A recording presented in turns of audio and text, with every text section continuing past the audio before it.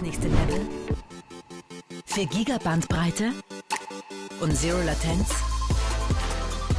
Dann gleich loszocken. Im 5-Giganetz von A1, dem Internet der Gamer. Du kannst alles im 5-Giganetz von A1.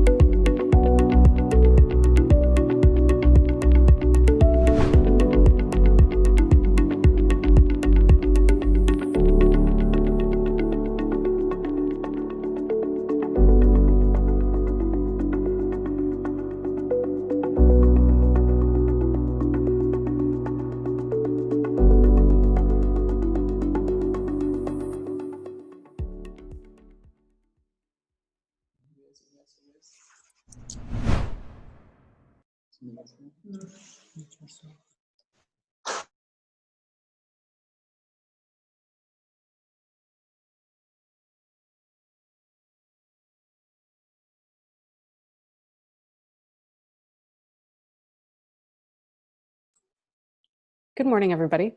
Uh, Thank you for having me this morning. It's very different to be coming at you from a live stream rather than in person, where last year I had the pleasure of getting to meet many of you in Austria. And after a pretty wild series of plane rides and funny travel mishaps, I made it just in time. So this year is a bit calmer, but also a bit more distant. So, hi, my name is Bear. I lead the developer relations team over at Slack, and I'm here to talk to you today about the new work from home reality. So if you'll give me just a moment, I'm going to share my screen.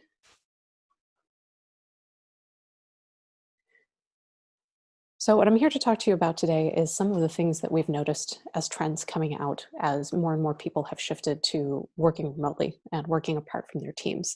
Um, As I said before, I'm Bear and I lead developer relations over at Slack. For those of you who are not familiar with Slack or haven't used it before, it's a workplace tool that replaces email inside your company. And more, it has also become the virtual office where everyone shows up and talks about their work and collaborates on a daily basis. So we've had a firsthand look into how people have been working during the last 3 months when we've been physically separated and distanced, and how that has changed our work from home reality. So I wanted to begin with a question that the New York State Governor Andrew Cuomo asked about 2 weeks in to May, which was Mental Health Month. How are you really? It's it's a hard question to ask colleagues, where sometimes you might be uh, feeling like you have to show up in a particularly professional way sometime. But the reality of these days is that we're not just working from home. We are working through a pandemic, and it's not the same. The usual rules are off.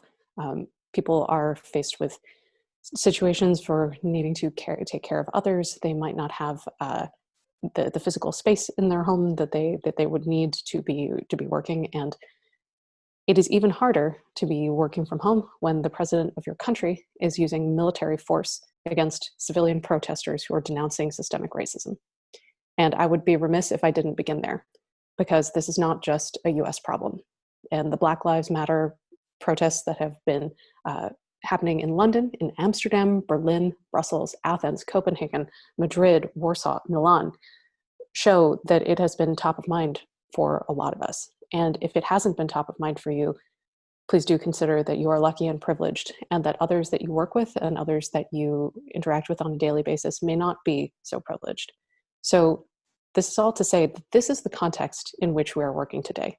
It is not just a matter of, well, I guess we're all home now. There is much happening in the world that affects how we are coming and showing up to work on a daily basis. So don't forget that question, how are you really, when you're thinking about how you're working with your team?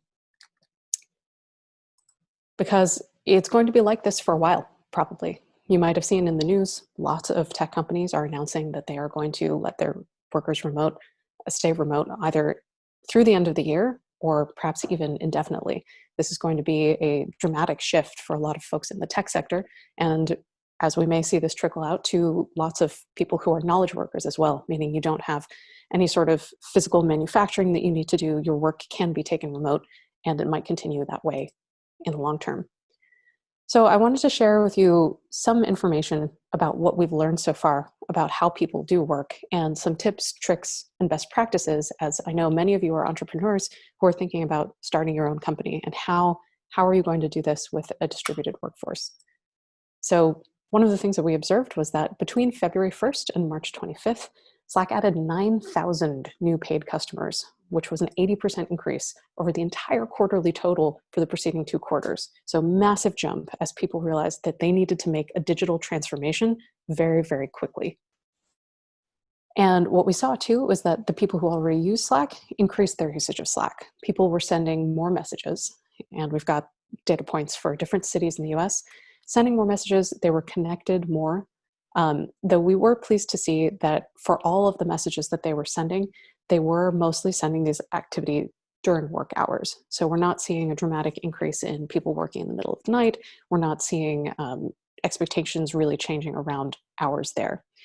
Interestingly enough, we just had an article come out in the British press about the way that this has been reflected in the UK. People tend to be starting their days a little bit later and finishing a little bit earlier, curtailing the workday. People are sleeping more. I saw an article by Fitbit about how The average number of minutes people are sleeping every single night has gone up. It's broken down by age and by region of the world, but it has changed the cycle of our workday a little bit. So when you're thinking about this, the circumstances, the context are extremely different. The hours are somewhat similar. People are much more invested in connecting online. How are you going to manage this, both as a person on a team and also for those of you who are starting things as a leader of a team? So we've got some tips, being Slack, about how you can use Slack more effectively. Um, and this is true whether you're using any other workplace communication tool. So creating announcements channels can be a very effective way to make sure that the most important things that you need everybody to know rise to the top. You can use these to make sure that people stay subscribed and also get the top news that they're expecting for a given day. Something we found very effective too is moving meetings to channel. This is something where if you are co-located with your coworkers and you just have four of you talking off the cuff about something that needs to be done, none of what you just said necessarily gets captured in writing for other people to be able to catch up and listen. So when you take the work and the time to move those meetings into a channel, you make it much easier for people who are not physically with you to understand what's going on and catch up. And this is particularly important if you work across time zones, because people may not be available at the same hours that you are, and being able to give them a way to catch up on what's happening enables people to stay on the same page much more easily. The other thing that's important is checking in with people one-on-one, and that can be either in DM or over a video chat.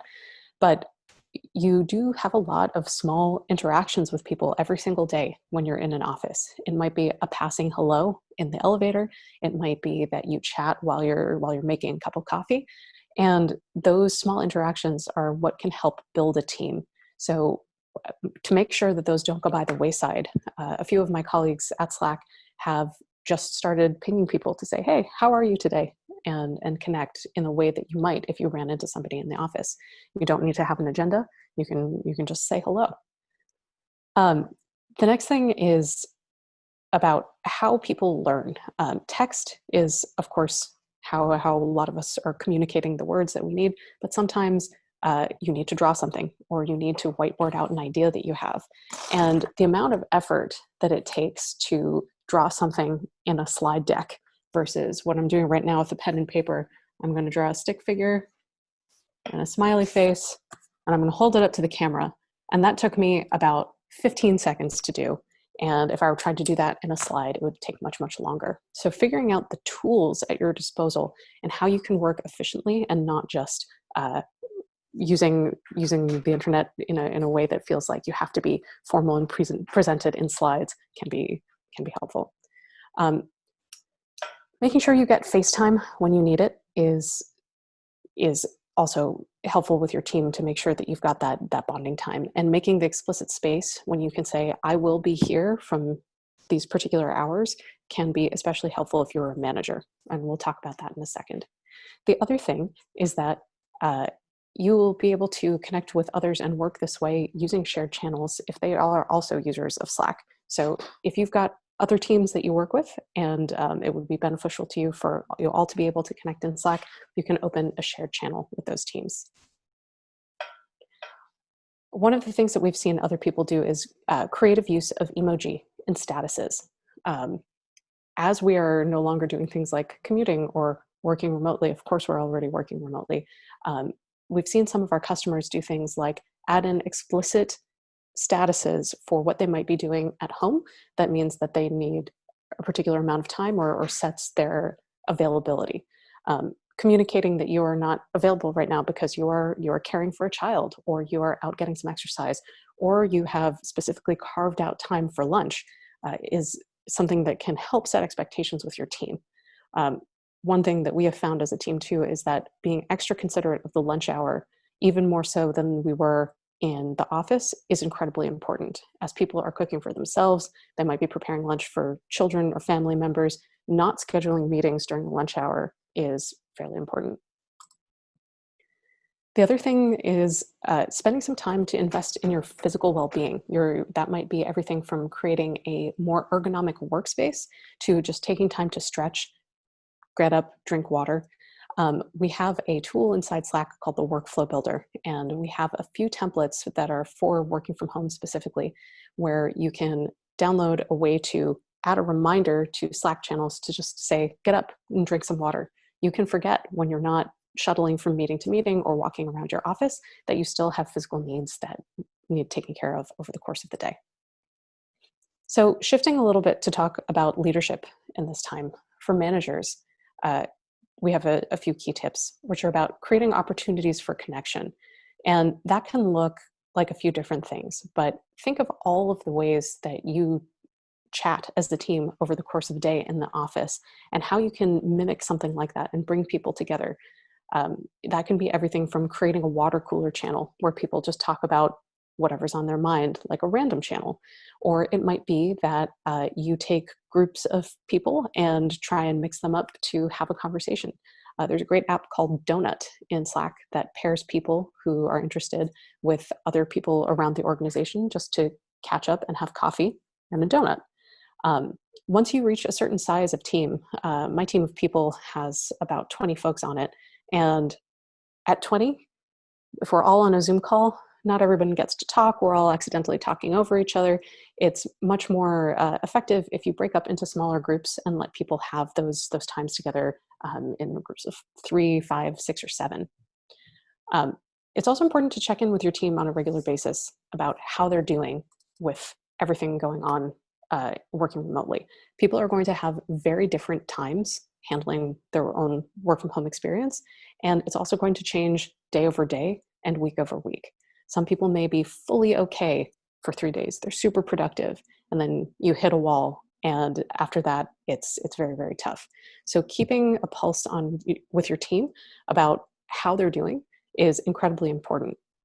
I'm going to jump ahead to my 5th point, which is about focusing on results and not time spent, because related to keeping a pulse on how people are doing, one thing that's been helpful and effective for us is focusing on what needs to be done over a general time period and not necessarily what people are delivering at a specific due date. So what I mean by that is if you're having the kind of day where you're just staring at a blank wall and you know that you can't get past it on that particular day, it's helpful to have a list of the things that you know need to get accomplished, the things that can fall off, and what things are really important by a specific date for other people on your team. And it's incredibly important to create that clarity in your team so that everyone understands what other people have as their priority list. And if something slips by a day because a particular day was very, very hard, you understand how you can load balance and keep talking about that. And as part of understanding all of that, availability is important. And it's important to distinguish between constant availability. When you say be available, it doesn't mean be online 24/7. It means let people know when you will be there to talk to them and connect so that you can say, I've got office hours between 2 and 4 p.m. on Wednesday. I want to talk to you. I will be here. I will show up. And in all of this, striving for clarity in your written communication is incredibly important. Proofread what you write, edit it. Think about creating more one-way communication. And one-way communication is things that you are broadcasting to the rest of your team that don't necessarily expect a response. Because during this time, people may or may not be able to respond, but they do need to be hearing from you on a regular basis about what our priorities are, how everybody's doing, and what the expectations are in a given day so that they can navigate their work from home reality based on what everyone's mutual expectations of what needs to get done are. And it's important in all this time to take time for fun. If you need evidence that laughter is a good thing and telling jokes is actually worthwhile for team results, there was a Harvard Business Review study that found that people who shared a funny or embarrassing story about themselves with their team produced 26% more ideas in a brainstorming session than people who didn't share those stories. And more than that, this is something that I think we can all agree feels intuitively true. When you're connected to other people on your team, you will feel better about working with them in a team. So we've seen people have great ways to have fun. Shopify had a dance challenge where they took all of the emoji in their workspace that have dancing icons, and then they tried to match what the dancing looked like. And it turned into a 2-day dance challenge with everyone contributing. This is amazing. Pixar released Zoom backgrounds so that you can use some of your favorite Toy Story backgrounds as part of your workday. And the Fastly team has an excellent blog post about some of the things that they've been doing to keep up their team spirit while working remotely. This is a screenshot of their CEO doing story time with kids from around the organization. At Slack, a colleague of mine did an origami session with some of our colleagues' kids as well, because what this bonding looks like, what fun looks like, is different for different people at different times. And you can create a variety of ways that people can show up, whether it's funny hat day at a meeting or something like this where you're engaging people's kids. In essence, the main thing is that while we're all working through these strange times, it's important to be kind to one another. It's important to to listen, and it's important to invest time in how you communicate. These might all seem like obvious conclusions, but it's much harder to put into practice than it is just to say on a stage. So think about how you're showing up to work. Think about what you need from other people, and above all, be kind. Thank you.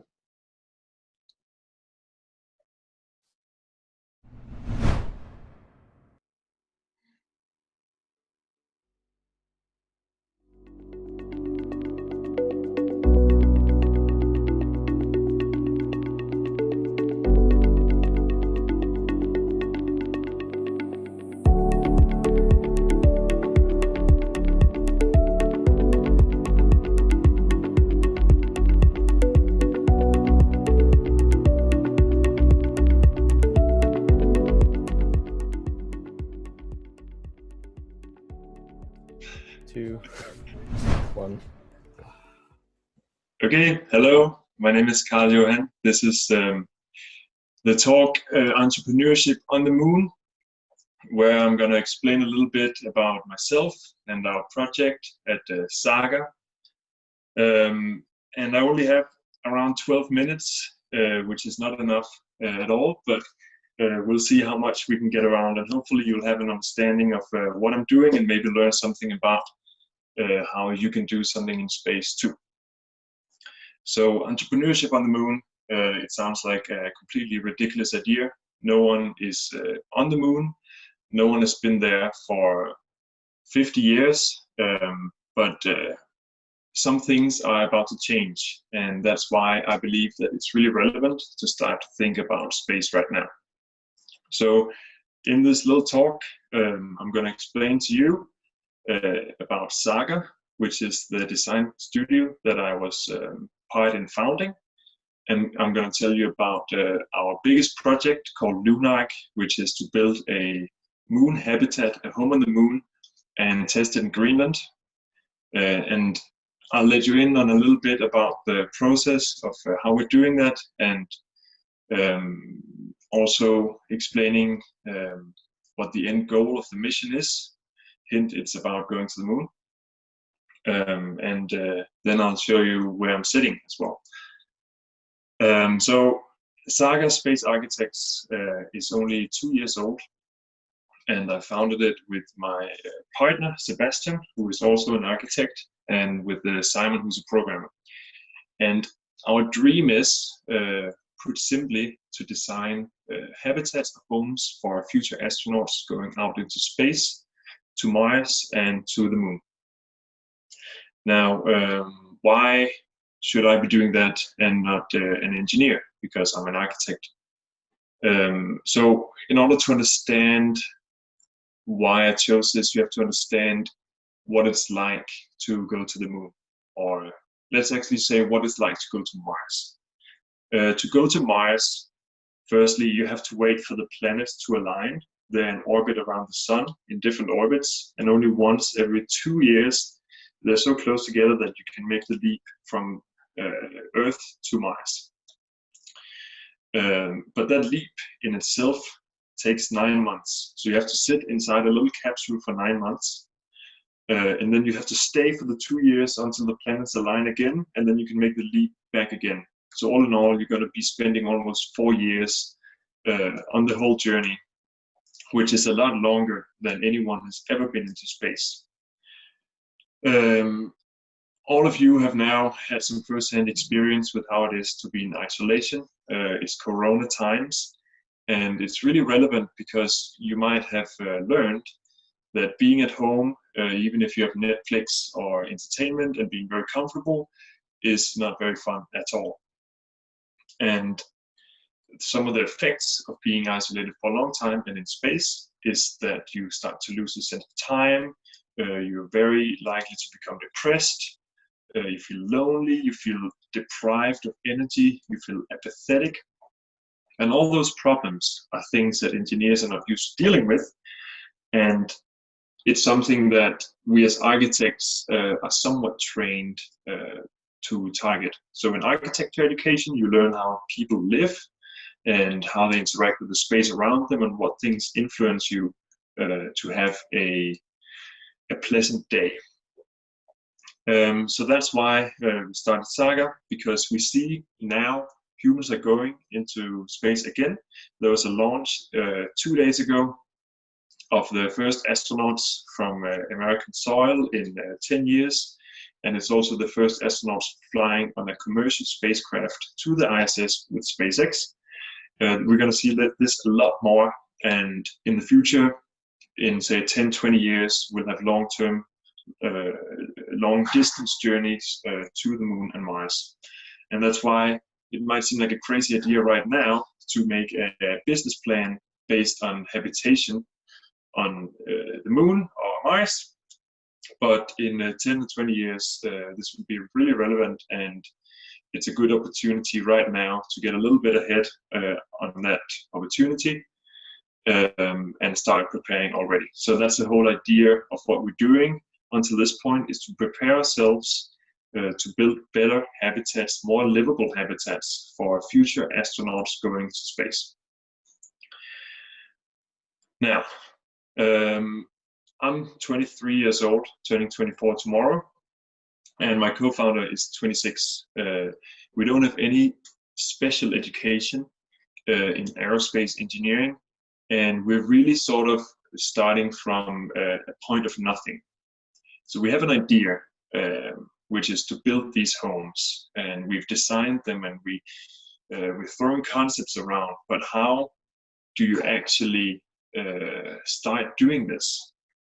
How do you start doing a project that's so big that you want to go to the moon, a moonshot project? It's very simple, and it's something that some of you might have experienced in other projects. It's a very simple truth.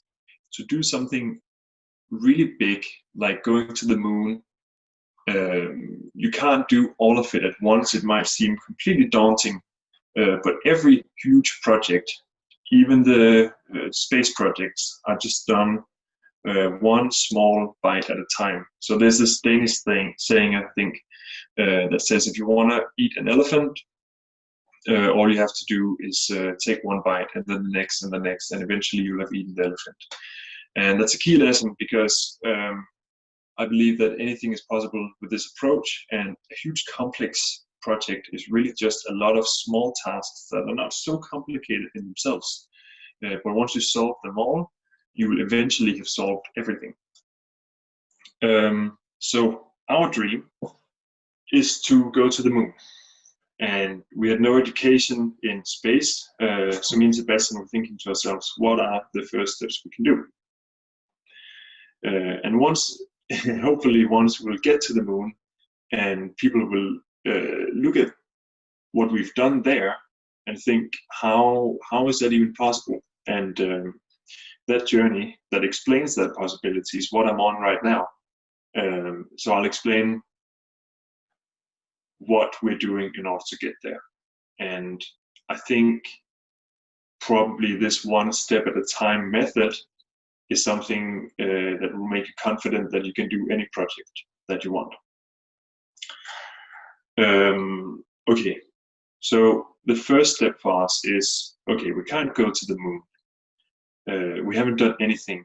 What is a feasible first step that will get us there? And to us, it occurred that there are places on Earth that are as extreme and as isolated as the moon itself. And going to that place and making a habitat for that will sort of prove that what we're doing is actually capable of working in those very special conditions. So the conditions are very isolated, far away from any civilization, approximately 4 to 5 days for anyone to get to where you are. A completely monotonous landscape, freezing cold, and then a sun that never sets. Where do you find that? So we found that in Greenland. So if you go all the way up to the north of Greenland, you might as well be on the moon. And we thought to ourselves, well, there's a feasible first step.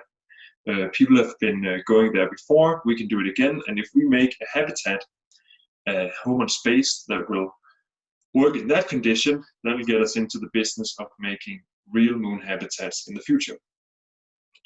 So where do you start on making a habitat? Well, to go to any extreme place, you quickly learn that it's a transport that's the most difficult. So every kilogram sent to space costs somewhat like, I don't know, $50,000 for every kilogram. And the rockets themselves are quite small, so you can't just ship this perfect home there. So key problem that we found out very early that we have to solve is transportability, making something compact, which then unfolds and becomes big as it lands on the moon. Now, there are many ways of doing that, and we just started looking around everywhere. You can make a balloon that unfolds, you can make something that you put together like a kit of parts, but we started looking at leaves and flowers and how they go from a little bud to branching out into a huge leaf or a flower. And the way that a leaf folds is actually quite similar to the origami designs that we see from Japan. Ancient origami designs are quite similar to a leaf. So we started, one step at a time. We wanted to make this crazy habitat. We had imagined in our head something that deploys, it's fully closed, shielding from the weather, shielding from radiation. And what we pictured was something like this. So this is the actual design that we've come up with. And it has this origami shell and these structural legs. And I have another model of the shell here, which then folds down to a much smaller space while still remaining rigid and strong enough for us to live in it. And we often get asked, how did you make this one? This is so crazy. Again, one bite at a time. So the first bite is, what is origami at all? We looked it up. We found out some different patterns, and we chose this pattern here. So just a flat sheet of paper folding with a simple pattern, and it folds down like so. The key here is that it folds in all directions, which means that we thought it might be possible to make any shape that just folds into a smaller version of its own shape. So once you have the flat sheet, then what's the next step to get to here? Probably to make it curved. So actually the first step was that now it's flat, paper thin. The structure always has thickness, so we thought, how do we make the thickness? We played around. It's one problem. It can be broken down logically, and eventually we came to this. So this is a 3D print of the structure. It has thickness. As you can see, every panel is thick, meaning you can put insulation in it. Okay, first problem solved. Next problem, curvature. One direction of curvature is a cylinder. How do you make a cylinder? So that's the next problem. Now we've already solved two. So we sat down, consulted with some mathematicians, and eventually we came up with this cylinder that folds quite neatly. Okay, so now we have 3 steps in. Now, 4th step, how to make it rounded. And, it didn't take us long once we knew the origami and how it works and how to work with it mathematically. We could quickly make it rounded. And then the last thing to solve was just how to close it so that it doesn't have an opening like this, but that it's closed like this. We managed to do that. It took some time, I must admit, but it was still a very defined problem that was easy to solve. I mean, it wasn't easy, but it was easily defined, and it didn't seem like a vague problem at all. So here we have it. This is the final design. 4 steps, and we achieved this. Now, we made a bigger model as well. I'm not going to fold this one down because it's a little unstable, too big. But this is how the actual habitat will look, the shell of it. So I can see I'm already running out of time. But I just wanted to explain to you that I know that we're not going to the moon yet. We're going to Greenland, and we'll go there in 3 months, from September, October to November. We'll live inside this little shell, testing our moon habitat, which we're designing and building ourselves here in Denmark. And I'm actually sitting inside the habitat right now. It's not the final habitat, but it's a big model of how it's going to be. So as you can see, I'm sitting here on the floor, my desk. Up here, we have this light panel, which simulates changing weather. Right now, it's cloudy, and if you pay attention, you can see that the clouds are moving very slowly, as if on a window. These are some of the ideas that we're implementing to try to make this more livable. I'll be sleeping up here. Sebastian, who's going with me for 3 months, is going to be sleeping up there. It's quite small, but it's doable. This is where you exit through an airlock.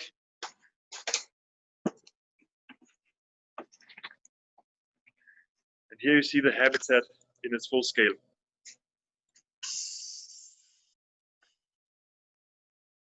So we believe this is a design that has potential to work on the moon, and we're going to test it for 3 months in Greenland. And again, the lesson from this talk is that space is becoming a thing. It's becoming a new thing where people live for longer. It's commercial, and it opens a lot of opportunities for non-space professionals, traditional non-space professions, to join this new era of space exploration. And if you want to get to the moon, you just got to go one step at a time. Thank you. Thank you for the interesting speech, and thank you very much.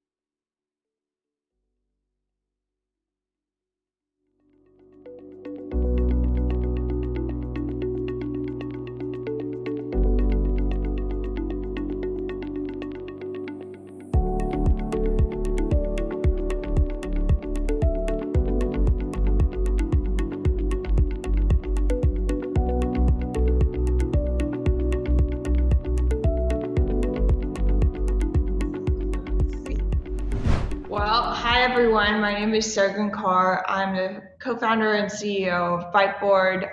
Super excited to be back, albeit in a little bit of a different circumstance. I had such a great time in Vienna last year, and I'm sad that I can't be there in person this year, but definitely miss the city and hope y'all are doing safe and are healthy. This year, I wanted to share my story around how I met my co-founder and all the steps we took to building our team and a healthy relationship, a co-founding relationship between us. I can't promise that any of these tips apply to finding your dating partner.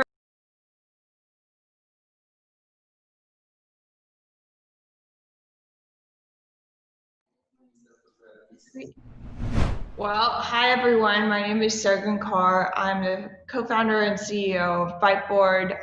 Super excited to be back, albeit in a little bit of a different circumstance. I had such a great time in Vienna last year, and I'm sad that I can't be there in person this year, but definitely miss the city and hope y'all are doing safe and are healthy.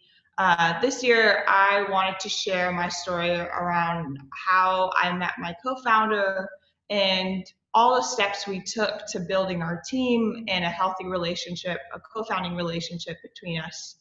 I can't promise that any of these tips apply to finding your dating partner or your marriage partner, but it may seem like a lot of these tips seem to match.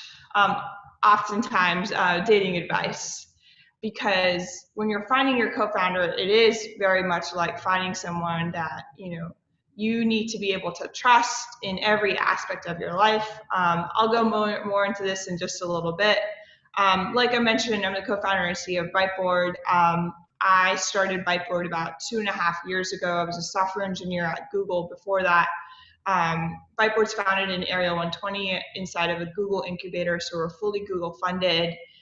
Byteboard is a technical interviewing platform that ensures that we're building a technical interview that actually focuses what engineers do on the job.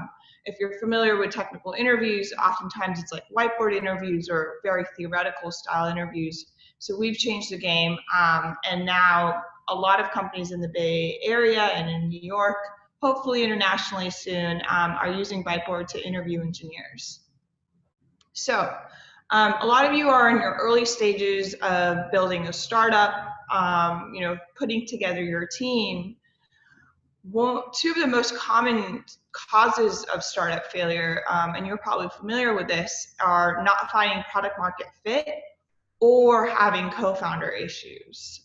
And when it comes to finding a co-founder, most people think, hey, I'm just going to find someone who is really passionate about the same idea I am, and that's it. We'll start working together. But it's not that simple. Just like how marriage isn't as simple as just finding someone you can have kids with, or there's so many different factors that go into making sure that you found a co-founder that you can work through really hard times with and then celebrate your successes with.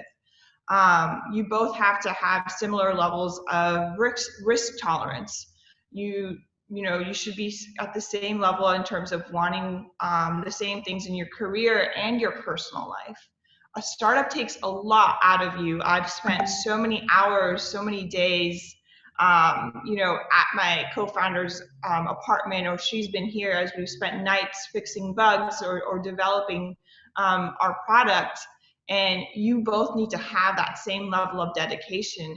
If someone is off, then you're going to start having issues come up that are not going to do well for your startup. So you really want to look at, your financial circumstance. What's the communication style? What are the skill sets they offer? Particularly on the skill set. So Nikki and I, my co-founder, before we started, we had a whole conversation on, in 5 years, Nikki wanted to actually start doing something else. So we're like, hey, can we build this in 5 years? Is that an okay plan? I am aware of what she wants, and she's aware of what I want. So putting out and discussing all of that before you get into a hard life, which is startup, it's not always glamorous. It's really important. And one of the biggest things I learned is, we often talk about opposites attracting, but oftentimes, particularly when you're building a startup and looking for a co-founder, having overlapping views is actually really helpful as well. So I'll give you some particular examples. In terms of how my co-founder and I are opposite, Nikki is she loves taking a risk. I am very risk tolerant sometimes. But when it comes to building Byteboard and building our product, we are so aggressive in terms of, being very scrappy and building something to last, building something quickly. In terms of how we build our team, we're very similar in how we think. We really, really trust each other. But she is a designer. She's able to take risks. She's able to start things. I, on the other hand, I come from an engineering background. I handle a lot of our marketing and our business and our sales stuff as well. And I'm not as good of a designer as her, so that's where our skill sets are able to match up and build a full spectrum, if you must say, that helps us succeed as a startup. In terms of other things, for example, how we're very mission driven, how we build our team and what we want our team to feel like, what the culture should be, those things that we're really, really overlapping on. And that actually builds a really solid relationship and foundation. So at the foundation level, you want to be able to overlap in how you think about your product, what your mission is. But when it comes to the skill sets and like what ideas people have, how people work, at that point, if you have different skill set, it actually you're actually able to build out a wider skill pool to make you move faster when you're building your startup. This is a chart. Nikki and I, our coach, our executive coach, showed us very early on. So I want to take a minute to actually tell you about executive coaches. They're like, couples counseling kind of, but for co-founders or founding teams. And we found that to be very, very helpful. We still have an executive coach 2 years later. It's not necessarily that you have a problem with each other, but it's actually helping you communicate. And I think that's the biggest lesson I've learned with having a co-founder and making sure my co-founding relationship's really solid, is making sure to communicate every step of the way. There's going to be so much that happens in terms of, some bug might happen, a deal might fall through. Startup land is just, sometimes I ask myself why I'm so crazy to kind of take this on, but it's also very thrilling. But there's a lot of issues that come up, even if you talk about it constantly. There's going to be disagreements. And oftentimes what our coach told us is any two people in a relationship, whether that be a co-founding relationship or something else, fall into one or the other camp. You're either anxious, so you worry a lot, you may initiate conflict, or constantly needed reassurances. You may feel devalued if there's not enough conversation, and there's fewer boundaries. This is an exact archetype of my co-founder, Nikki. We saw this chart and we started laughing because at that point we had just had a disagreement, and we looked at this chart and we're like, oh, this makes sense. Nikki's very anxious, I'm very avoidant, and we didn't know how to communicate with each other in the beginning. An avoidant is the opposite of anxious. So it's someone who's a lot more independent but shies away from conflict. Oftentimes feels overwhelmed or seems distant, and kind of retreats in and disengages. As to build kind of a strong co-founder relationship, what we've seen in my startup with Nikki and I is we need to figure out how to kind of bridge the gap and come to the center.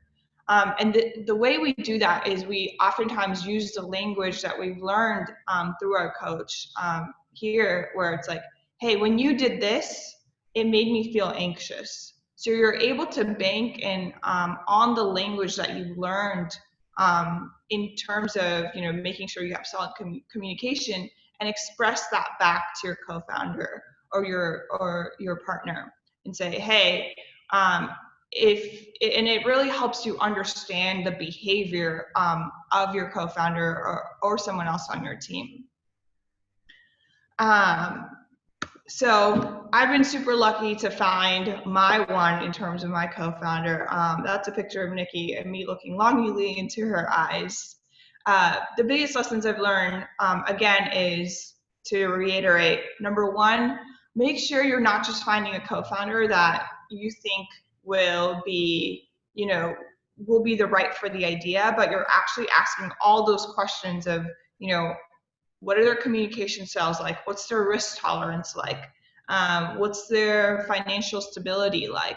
A number of different questions. And the way I would do that is have very deep conversations, very honest and vulnerable conversations before starting up a project with someone.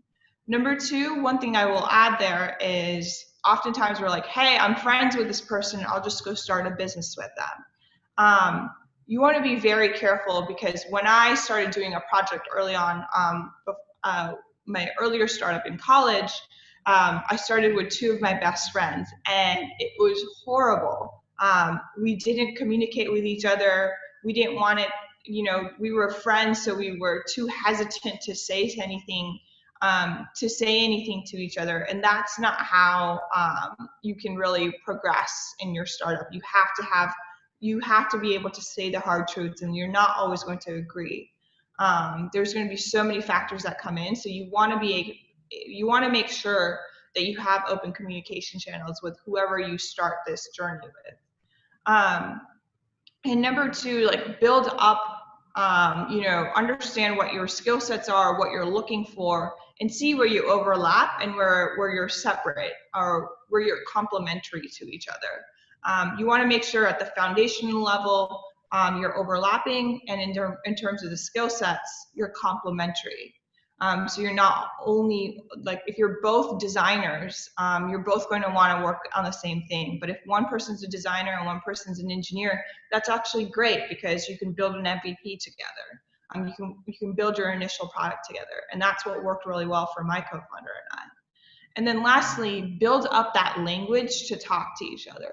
Understand what are your communication styles? What are the ways that you react to disagreements or problems?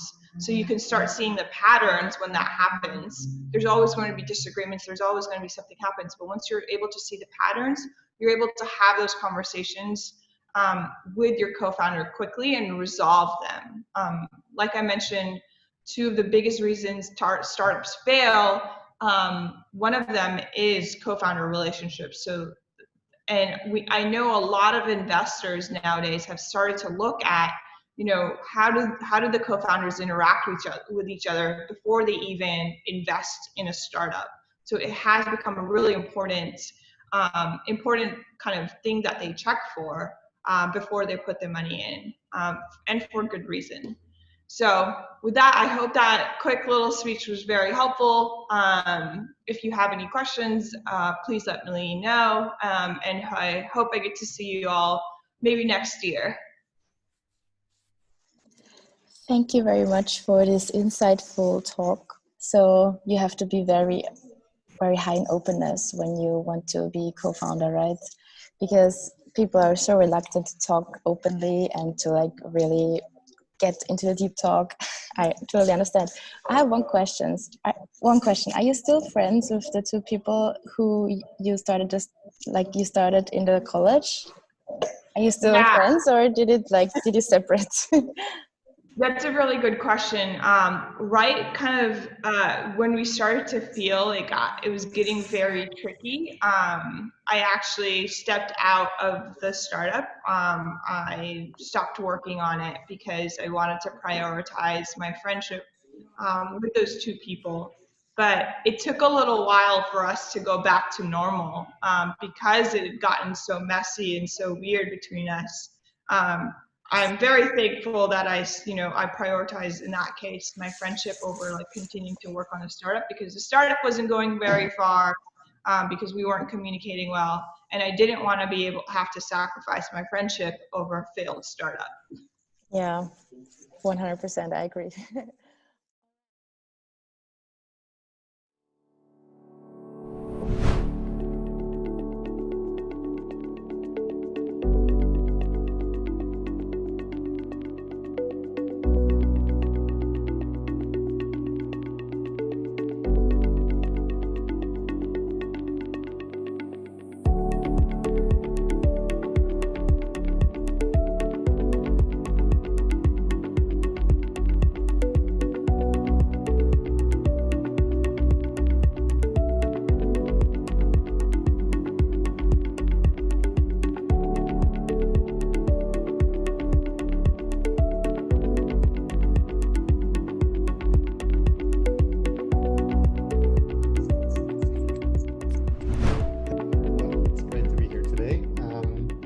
We will briefly talk about quantum computing and how that would make sense, or how it makes sense to use quantum computers, and talk about quantum physics in companies.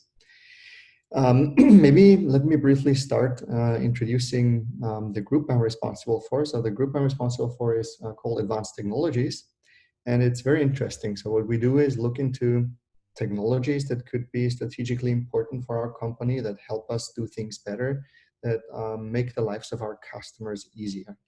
We have this group that's based on 3 pillars. So the first pillar is research. We of course do fundamental research, but mostly we look into how to apply things. One of these things is quantum computing, which we will talk about in a moment, and how we can apply it in the context of a company, so an industrial company, how it makes sense or not. That's the second pillar. So the first one is research. The second one is application. The third one is we foresee. So that's also something when the technology is not mature enough to be evaluated, to test it, we test it. We just have a look, but still want to be able to predict when it can be relevant for our company, when it makes sense to introduce it to our company and work with it. That's basically what we do. So we're not limited in scope. We look into things like quantum computing. We look into new forms of how to produce energy, like fusion. That's interesting for us. We look into optimizing traffic. We look into prediction of financial markets. So anything that you can imagine that could somehow make sense for our company or our customers. And now let's move over to quantum computing. So quantum physics in general, as you know, so it's always presented as a very difficult topic. It's a notion of complexity that physicists like Richard Feynman back in the 80s and before even contributed to by claiming things like, so anyone who says they understand quantum physics, they don't understand quantum physics. And I would go with a slightly different approach. I would say everyone can understand it.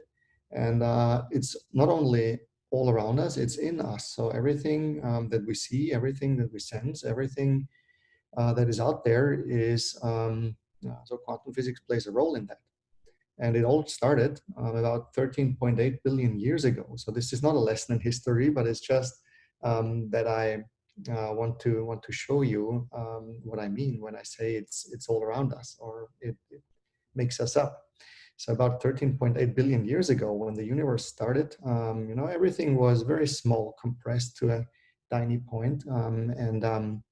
So anytime we become really, really small, so about 10 to the negative 35 meters, that's called the Planck length, then all our ideas of classical space-time, everything that we perceive cease to exist. And the laws of quantum physics become relevant. So that's where the laws of quantum physics already were relevant at the very beginning. Then our universe expanded, and when we look at stars, some stars look red, some stars are in reality blue. So that's because there is a redshift. So stars emit blue light, and then it's stretched because the universe expands, because there is dust in between Earth and the star that we observe, and only the red light gets through. And all this happens because of quantum physics. And we ourselves, we live in a huge cluster. It's called a supercluster of galaxies, an agglomeration of galaxies. It's called Laniakea cluster with about 100,000 galaxies, and it spans about 520 million light years. So it's huge. But when you look at these stars, the motions of the stars are governed by classical physics, so we can easily calculate it. But again, anytime you become really small, when you look at the light that these stars emit, then it's quantum physics that becomes relevant. And if we go even further and bring that back to Earth, then we look at industrial applications. So where does quantum physics make sense and where we already use it? So there are lots of medical uses. So one is, for example, you have some quantum nanoparticles. And again, it's like this dust that I just talked about in interstellar space. You put that into people, and these particles, they attach to, let's say, cancer cells.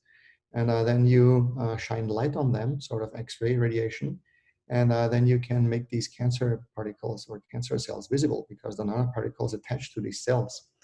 Lasers wouldn't work without quantum physics. Material science is something where we go down to simulating molecules. If we want to design a new chassis for a car, if we want to design a new battery material, battery chemistry, we have to simulate molecules on an atomic and molecular level. So parts on an atomic and molecular level. And that's also where quantum computing becomes relevant. It is, as some people say, the killer application for quantum computers, because you have one quantum system that will allow you to efficiently simulate another quantum system. We're not there yet, but still, that's something that's interesting. We have to look into secure communications, or not now, but maybe in 10, 15 years, we will have a challenge with current encryption algorithms, because it turns out that the ones that we use when you do telebanking, when you just log on to your browser and open a website, if you had a perfectly error-corrected quantum computer with sufficient number of quantum bits, then you would be able to crack it easily. So communication will not be secure anymore if we don't do anything. And that's also one of the areas that we look into. And now that's where we start to talk about quantum computing in industries. So we, as a group, we subdivided the areas of application into 4, which is machine learning. So part of artificial intelligence, you know, when you have algorithms that are trained to learn from data, you don't specifically program or write code in a program to do something. You provide an algorithm with data that can learn from data. So for example, you have the weather data over the last couple days, and you always know what the weather was. Based on that data, you can make a prediction. So you say you have humidity, you have temperature, and some other attributes, and you feed that into the algorithm, and then the algorithm can learn, well, that specific day or on the next day, it was nice and sunny, it was rainy, it was cloudy. And this is machine learning. So you provide these algorithms with data, and they're capable of learning. And how we can do that more efficiently, that's a thing that we look into with quantum computers. And there is optimization. When you think about problems like traffic is a very complex problem. You have vehicles moving in cities, and ideally you can access, so this is the research scenario, you can tell every vehicle how to move, and then you can avoid traffic jam. That's not what's happening in the real world. So you have access to a couple of vehicles. Some customers may opt in and say, I want to have a service that tells me the better route. And then I can maybe avoid traffic jam. So if you do that and you say you have a couple 100,000 vehicles, I'm sure in Vienna you have that situation, you have a couple 100,000 vehicles entering the city every day, then how can you let them move or regulate traffic such that the traffic jams are minimized?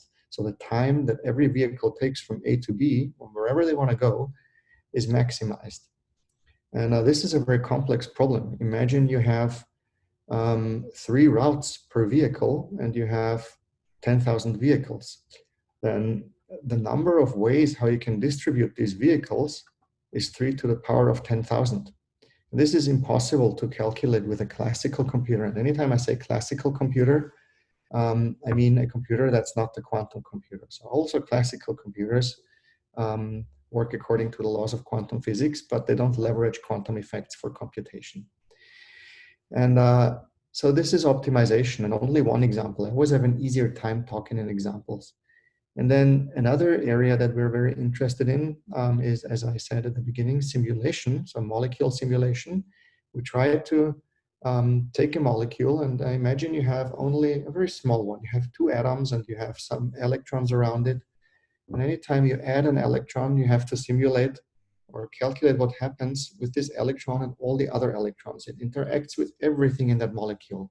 Now imagine you have thousands of electrons and you add one, then it becomes exponentially more complex. Again, something that you cannot do exactly with a classical computer. We all know, so especially I do because I work in IT, I know the caffeine molecule. The caffeine molecule, it is said to be, so it's not a super complex molecule, but it's said you cannot simulate that. So in a foreseeable future, and that means hundreds or even thousands of years, with the computer technology that we can envision classically. Classically is again not quantum computer. Maybe someone will come up with something that's not a classical computer and not a quantum computer, but for now we have quantum computers and classical computers. But with a quantum computer, if you only had 160 bits, quantum bits that are error corrected in that case, then you can simulate it. So that shows you the remarkable power of quantum computers. So a lot more efficient in some sense. And the last thing that we look into is IT security. And the IT security here, it's the encryption protocols that we're interested. We want to understand how we can make communication secure. So I work for a car company.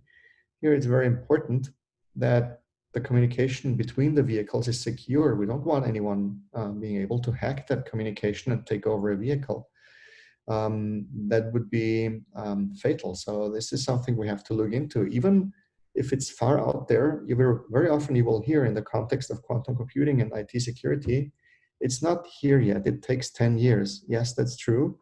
But you have to be sort of visionary in that scenario. So you have to have some foresight. We have to understand what's happening in 10 years, because people own vehicles for tens of years sometimes. You can't just exchange hardware parts quickly. So we want to make sure that our cars are secure today. And how all this is possible, this is the last part of my brief talk today, is because quantum computers function according to the laws of quantum physics, as I said, but let's have a quick look to understand better what that means. So imagine when you have, in a classical computer science, the smallest information unit is a bit, right? It's 0 or 1, and it can be 0 or 1. When you look at it doesn't matter. And the string of bits, that's what bigger information is made up of. So more information, you just encode everything in bits, or the computer does. And anytime you do something on that string of bits, a computation, you can extract that result, the intermediate result, look at it, and it doesn't matter, no problem. But with a quantum computer, it's different. What you have is a superposition, and that's what it's called. And if you have one bit, then this one bit can assume the states, values 0 and 1 at the same time. So instead of being either 0 or 1, it is 0 and 1 at a time, as long as you don't look at it. And that's the crucial part. So imagine a bit is represented by electrons, and then you have an electron spin, and the spin can be spin up and spin down. That's my bit 1, that's my 0. And as long as I don't look at it, meaning firing laser light at it or photons, then it is in that superposition state. And what that means is, if I have 2 bits, which can take 2 values, is that they can take 2 to the power of 2 equals 4 possible states at once. With 3s, 2 to the power of 3 equals 8. So that means, in turn, if you formulate your problem right, all the solutions that a problem can have can exist at once, at the same time. And instead of querying all the solutions, let's say you have billions of solutions to a problem, like the traffic flow problem, you don't have to test every single solution and see which one is the best. You make one call to that solution pool, to that superposition, and if you do it right, you get the answer to your problem. And that only takes you a couple of nanoseconds, and with some additional processing time, maybe milliseconds, but that's it. So that's why you're a lot faster with quantum machines. There are some more effects like entanglement, so how you correlate bits and make one thing interact with another, like make that vehicle or take 100 vehicles here, move them over there. How do they interact with others? But classically, you can just say that's correlation. And another very interesting effect, and this is the last thing for today, is tunneling. So imagine when you work on an optimization problem, then you have, again, thousands, maybe billions of solutions to your problem. And you can imagine it as a landscape, like hills and valleys. And you can say the good solutions are in the valleys, and the bad solutions are on the hilltops. So what a classical algorithm can do, it can walk these hills and valleys. You can let it walk hours, days, whatever. And at some point, it will tell you, I'm in a deep valley. So this is the deepest I can find. You can parallelize. You can have 10,000 algorithms walk, or the one algorithm have 10,000 starting points and walk the surface. But at some point, it will tell you that's the minimum I can find. With a quantum computer, a special kind of quantum computer in that case, it is possible to use a quantum effect called tunneling. And what that allows for is just flying through all these hills and valleys. So no matter where you start, you just fly through and then you end up in your valleys. And that's where the remarkable power of these machines comes from. And I hope that gives a good overview of why it makes sense to use it. Thank you so much, Florian, for that cool talk. I wish it would have lasted longer. I think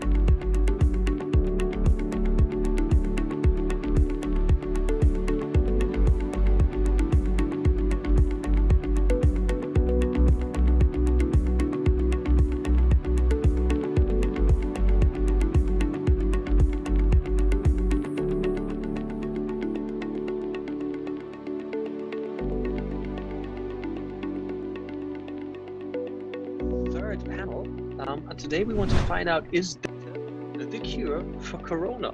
And that's a nice and easy topic to end the day with. Obviously, I can't answer that myself, but we have smart gentlemen who are going to help me with that question. Now, obviously, they're going to introduce themselves because that makes it a little more interesting. And we'll start with you, Chris. Tell us who you are and what you do.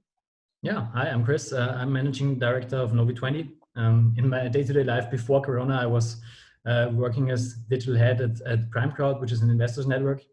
And with Novi20, we are an NGO or an NPO, and we try to kill the coronavirus with our contact tracing solution. Thank you. Gerald. Hi, I'm Gerald Sendera. I'm data protection supervisor and legal counsel at SBA Research, which is a research center for information security. So I have the one or another contact points with technical or data applications. So we'll have a nice talk, I think. Thank you very much. And Patrick. So good evening from my side. My name is Patrick. I'm working for A1 as an innovation manager. We have a startup program called A1 Startup Campus, and I'm going to tell you how we work with mobile data and what kind of use cases we found for the current COVID situation. Thank you very much. Now, I'm interested. So obviously the topic is data the cure for Corona? So gentlemen, is it? Let's just jump right in. Well, so is it the cure? Well, I would say data can have different kinds of use when it comes to supporting the society, supporting the people, supporting businesses. When it comes to dealing with COVID and with its implications, and I think we have a great round of use cases here in the panel. So what we are doing, should I go into more detail on that, or? Yeah, I mean, not too much detail, but just tell us, so how are you going to kill COVID with data? You're going to smash it with a big data hammer, or what's going to happen? No, what we are doing is we're using mobile phone data, anonymized data, which we're providing with our network. We're working together here with a startup called Invenium. It's a spin-off from the Technical University of Graz. So it's an example of corporate startup cooperation. And together we track how the mobility was reduced after the lockdown measures imposed, and what kind of impact the measures had on the mobility of the people on a country level, on the regional level.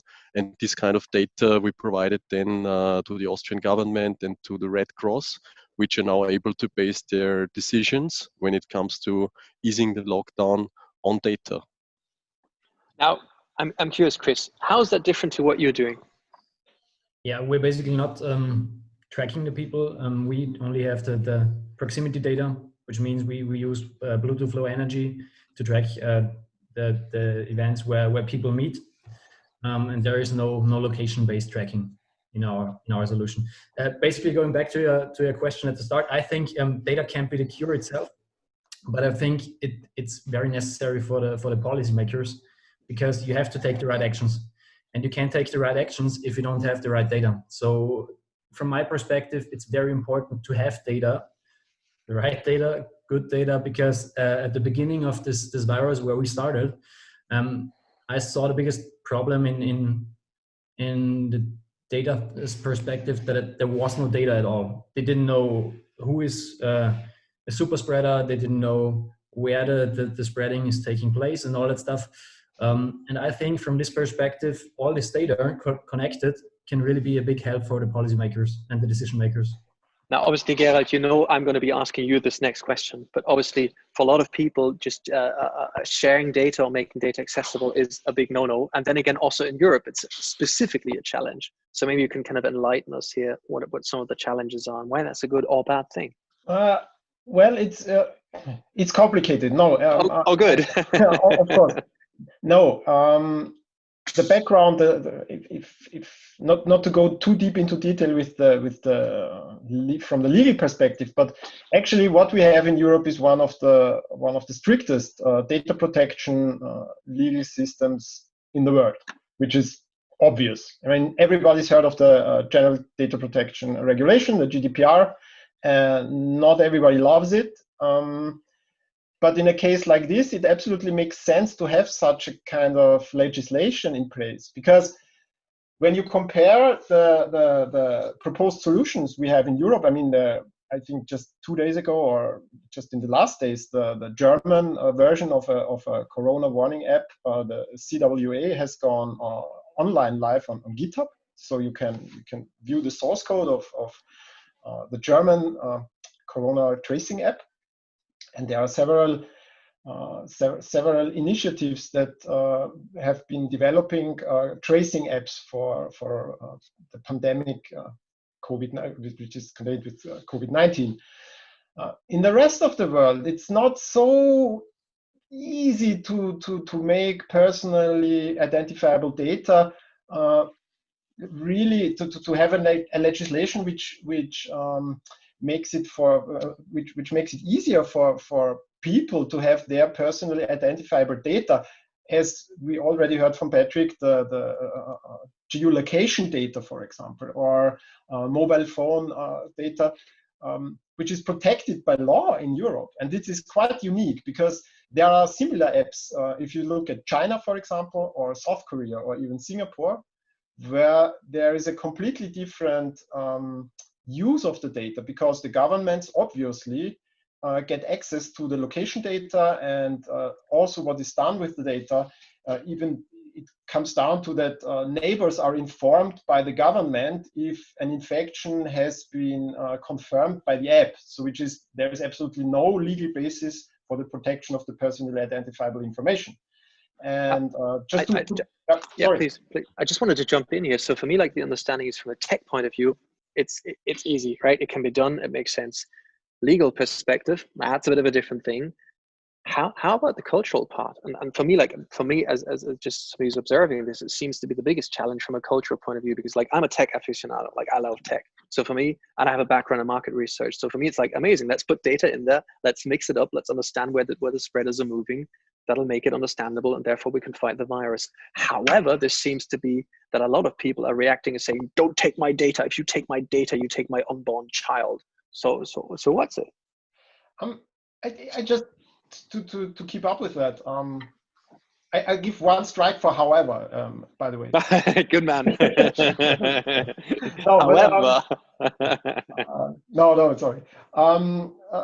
No, it's like, on the one hand, there is a hesitation if it comes down to the use of an app which can help, maybe if it's used by enough people. There are studies which say whether 60% of the population will have to use such a kind of app. Don't go to details with the techies, but it's about 60% of the population would have to use the app. And people are very hesitant, and they say, no, it's I don't want this. And on the other hand, I mean, how many people are are using social media apps? Like, I don't know, Facebook. I'm a little bit late 70s child, so I mean, I don't even have an idea which kind of social media applications are used by the younger generation today. But if I look at Facebook, for example, I mean, how many people willingly, or Google, if you use an Android smartphone, I mean, if you don't go into the details of the operating system and really deactivate several points where data is transmitted, people are willingly giving away their personally identifiable information. It's not any problem that, I don't know, YouTube tracks which videos I watch if I'm logged into an account. My mobile phone tracks where I go jogging, or I go, I don't know, to the supermarket or whatever, and everything's there. So now we want to fight a pandemic, for example, and now it's like people say, "Ooh, I'm not sure." So I'm not giving you my data now. Yeah, I'm not giving away my information. No. Now, Gail, I understand that viewpoint. I'd be interested how, Patrick, I mean, obviously this seems to be your day-to-day business, right? How do you explain to people and say, look, we understand, but... Exactly. So first of all, it was really great how the startups took this COVID as an opportunity. But of course, it's nothing you can do from one day to another, like to comply to GDPR with all that kind of mobile data you're using. It's a process which we started 2 years ago when we first started with the product, which we are using also for our business customers. So it's, for example, it is used for shopping centers to tell how many people were coming on a specific date, how long were they staying, but it's never mixed with the personal information, which Gerald just mentioned, which many users are creating on YouTube, Facebook. And I think this is really important about the awareness. And I think it's important to mention and to understand that we're not talking about this personal data, but we're talking about this anonymized, aggregated data, which allow to understand really the mobility of the people in order to provide this as a basis for decision making for the government. And also, it's not only GDPR compliant, of course, but also certified by the TÜV regarding the anonymization process. So therefore, I want to emphasize more that we really know what we are doing, and also that it allows, combined with statistical data on healthcare data, to provide another model forward-looking. So I think this really provides a great opportunity in which our startup, a spin-off from a technical university with all those big data capabilities, work together with a partner who has the reputation, the credibility, who knows what we are doing in terms of GDPR, in terms of sensibility of data, and in setting this up accordingly to standards. I think this is a great example for corporate startup cooperation and how to seize opportunity in terms of a crisis. Thank you for that. I mean, today I saw in der Standard Stop Corona App, tut nicht weh und schadet nicht. 300.000 Nutzer, sagt die Ärztekammer. So 300,000 users, but the Chamber of Doctors or whatever you translate it says, well, it doesn't hurt, but it doesn't harm you much. Now, Chris, I'm interested. For me as a consumer, I have the feeling there's like every week there's a new Stop Corona app, and I'm going, okay, who's next? And I have the feeling like everyone's going their own way instead of standing there together, shoulder to shoulder, and building one big thing. Why is that not as easy as I'm thinking it should be? Yeah, that's a good question. Basically, we Thank you. I think once a week at least. But it's really a pain in the ass to say, because in Europe, if you take a look, Germany is now starting the app. We're in a close cooperation with Gesund Zusammen, which is the pendant to Novit. And they had the same issues like we faced at the beginning with the Stop Corona app, because we just wanted to cooperate in some way. And in the end, we did it also. And they had the same problem because they developed an app, the German app. The first German app basically is out there for 4 weeks, open source, completely compliant with each standard, but it's not used. And the offer from SAP and Deutsche Telekom then got accepted, and they built the app. So basically there was one before, and that's happening over and over again in each country. So basically, if you take a look at the UK also has an own app, and it's potentially a problem to communicate between the German app and the app from the UK. So there are so many different platforms out there already, which could be really complicated to combine in the end. And how do you, sorry, please. Maybe going back to the first thing, if to your question before, I think with the GDPR for these contact tracing solutions, it's not a problem at all. I mean, we don't have personal data in there and all that stuff. It's most of the time not the problem. Point is really the ethical thing. Who has the data, where are they located? And if you talk to people in South America, I mean, we had calls with, I would say, at least five countries there. All of them said, okay, wow, the GDPR is something like the gold standard. So I don't really care about the rest. If you are compliant with that, that's fine for us. Send us some more data and all that stuff, but it's not easy to get it through the process of the policymakers, and that's a pain. Is out of interest, and we have quite limited time, so I'd just like to have quite a high level answer on that. Whoever of the three of you wants to jump in. I talked to a lot of people on this little globe and a lot in the last couple of months, and for me, my understanding is I think data protection and not being willing to give data seems also to be quite a lot of a challenge for Europeans Europeans seems to hate it, especially in the German-speaking countries. And the more educated they are, the more they hate it, I have the feeling. And the younger, less educated areas, people don't seem to care much. How's your understanding there? I think it's really good to have it in the European values to value data very high and to be really sensitive. But of course, as you mentioned, as a startup enthusiast, you would just like put all the data of together and see what you can get out of that.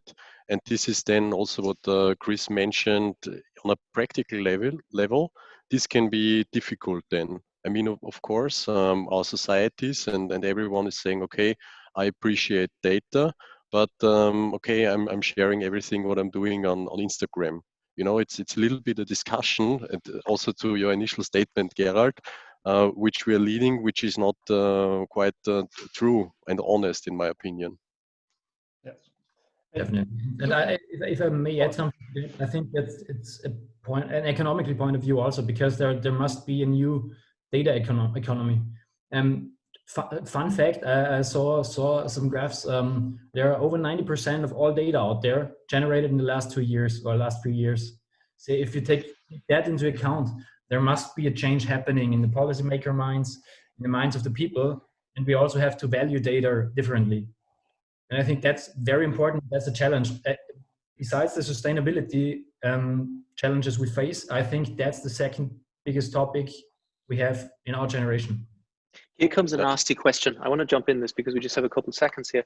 Now, I have the feeling that, and I find this so hilarious that we're having this discussion, and again, I'm totally for data protection. However, I have the feeling a lot of these people who are complaining on this are willing to jump on Instagram or even worse, TikTok afterwards and share their personal data.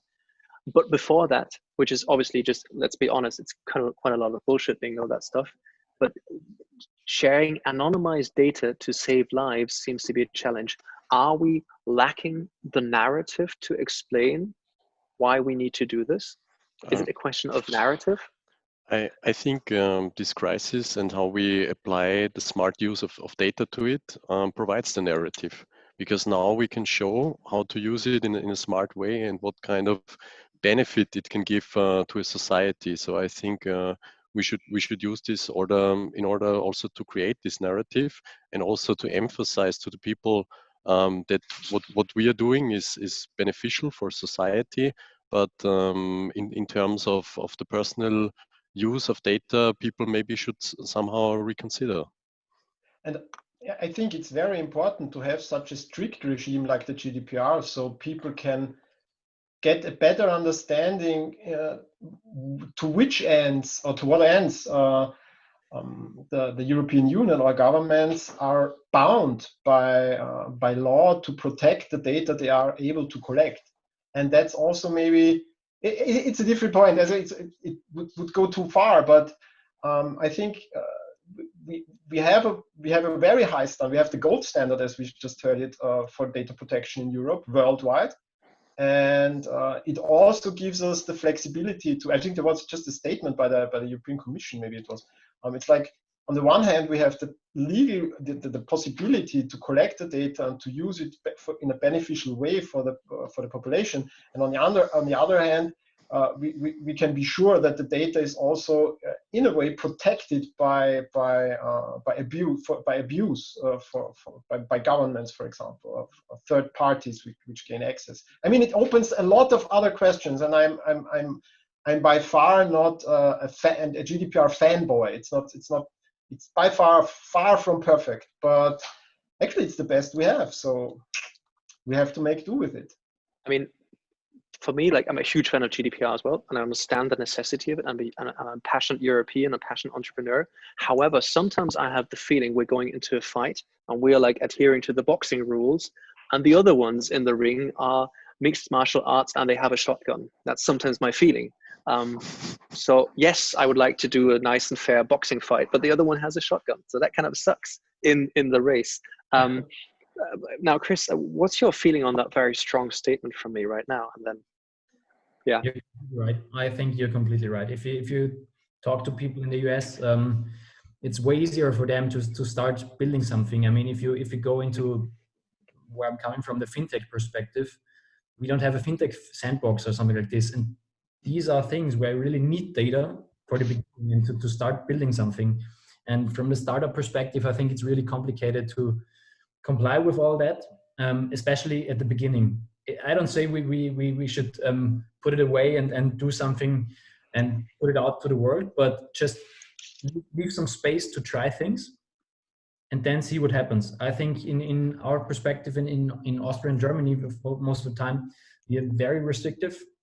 And for innovation, it's definitely not the best thing. But like Gerald said, the GDPR is a good thing itself, definitely. But yeah, just last word, famous last words, like as they say.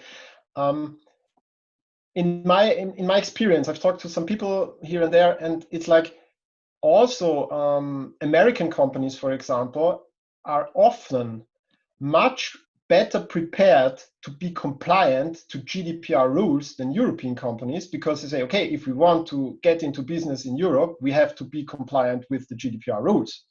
And on the other hand, in the United States, there's just a different, the legislation works a bit different. It's not that there are no privacy rules at all. There are many privacy rules, but they are just organized in a completely different way. So it's much more complicated to be data protection compliant in the United States if you make big business than it's in Europe. In Europe, 20 plus countries, everything the same, just be compliant to GDPR, everything good. And in the United States, they grab this concept. And if they want to make business in Europe, they have to be compliant. And most of them at least try to do this. So it's not so bad. Oh, well, we're not saying it's bad. I mean, for me, we have like 90 seconds left, so I'll try and summarize what we've agreed on. And obviously, big topic, short period of time, but however important. I think we could kind of agree, at least to a certain degree, that one cure to Corona is certainly contact tracing. This is a very important element of it. We understand that contact tracing has its challenges because obviously it is personal data, and this is well, it's challenging from a tech point of view, but that's something we can cover easily. It's quite challenging from a legal point of view, but I think the real challenge becomes when it's cultural and also societal, and we can see that parts of society and certain cultures are happy to share their data and others not. And obviously, we need to explain this to people. And I think the beauty in Europe is that we don't force our rules and regulations on people and say, this is it, accept it, or here's your punishment, but we try and explain it. I think one of the main challenges for the next weeks and months is going to be how can we use and implement this data quicker and faster in order to keep a lot of our rights and freedoms still upright, freedom of movement and so on. And it's going to be challenged to explain to people why this makes perfect sense.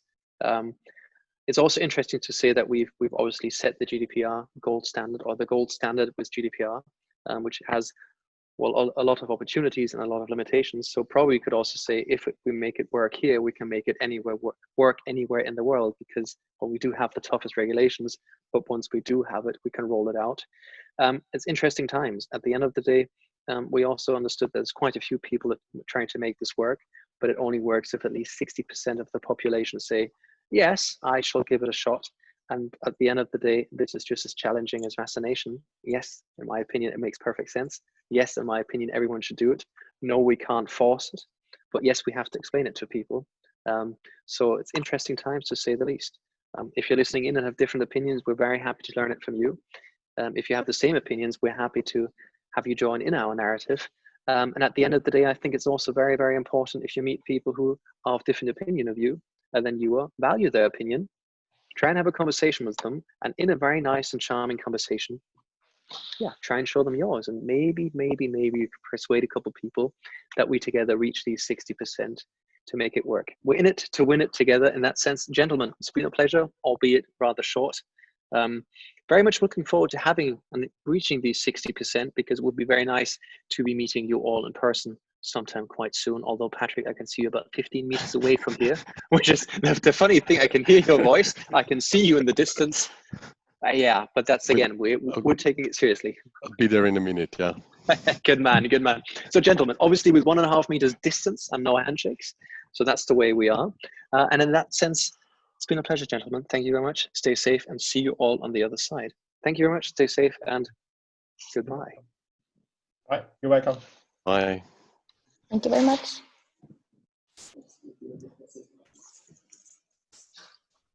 Yeah, it was super interesting to listen to you expert discuss this topic. Thank you very much and have a nice evening. Bye-bye. Ciao. Bye-bye. Bye.